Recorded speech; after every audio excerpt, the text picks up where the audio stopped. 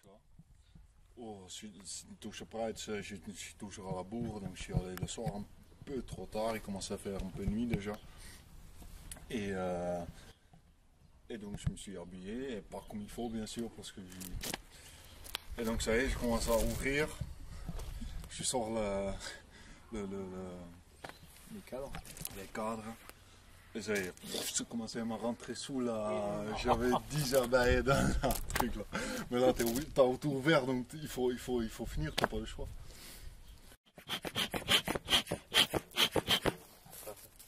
Donc, allez, on va ouvrir une.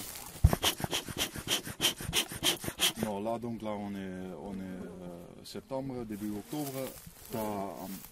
À cette époque il faut vraiment traiter le froid. C'est un petit termite là qui vit sur le dos des abeilles.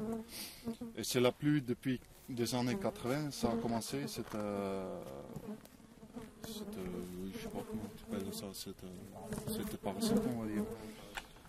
D'avant il n'y en avait pas ça. Et c'est arrivé donc dans les années 80.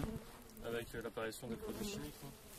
Non, je crois pas. Non, c'était arrivé d'Amérique parce qu'ils avaient déjà là-bas ce genre de problème.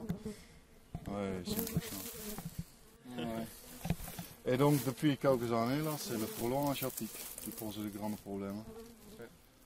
Et encore, bon ici on est dans le coteau, il n'y a pas trop de l'eau autour, mais au bord de rivière et tout, il y a pas mal de gens qui sont vraiment de gros soucis avec parce qu'ils sont de l'eau et donc ils sont des abeilles souvent au pied là.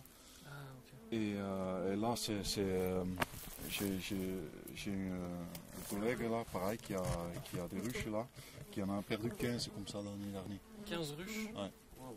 Qui a trouvé toutes les abeilles mortes parce que finalement bon là ils n'arrivent pas à rentrer parce qu'il y a les abeilles qui défendent leur rentrée. Mais quand ils arrivent en dizaines comme ça, les frelons, ils arrivent à rentrer. Et c'est pas forcément les abeilles qui les intéressent, c'est les larves après qui sont intéressantes, parce qu'ils sont les plus riches en protéines.